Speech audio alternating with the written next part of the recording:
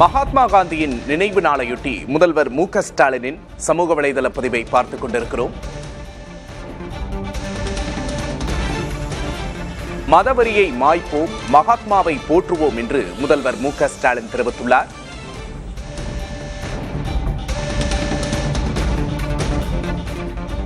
மதவெறியை மாய்ப்போம், மகாத்மாவை போற்றுவோம் என்று முதல்வர் மு.க. ஸ்டாலின் தெரிவித்துள்ளார். அமைதி வழியின் வலிமையை உலகுக்கு காட்டி ஒற்றுமையுணர்வு தழைக்க பாடுபட்டவர் காந்தி என்று புகழாரம் சூட்டியுள்ளார். கோட்சேவின் துப்பாக்கி குண்டுகளால் துளைக்கப்பட்டவர் நம் தேசத்தின் மகாத்மா காந்தி, தேசத்தந்தை என்றும் குறிப்பிட்டுள்ளார். ஒவ்வொரு இந்தியரின் உள்ளத்திலும் நம் தேசத்தந்தை மகாத்மா காந்தி நிலைத்து வாழ்வார் என்றும் முதல்வர் தெரிவித்துள்ளார். மகாத்மாவை மறைத்து நாட்டை நாசப்படுத்த துடிக்கும் கோட்சே வாரிசுகளுக்கு பாடம் புகட்டுவோம் என்றும் முதல்வர் தெரிவித்துள்ளார்.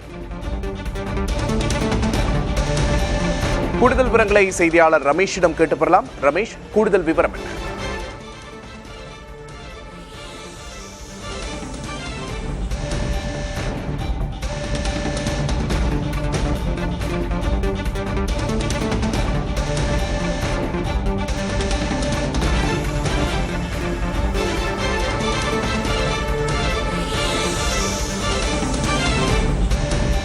மகாத்மா காந்தியின் நினைவு நாளையொட்டி முதல்வரின் சமூக வலைதள பதிவை தற்போது அண்மை செய்தியாக பார்க்கிறோம்.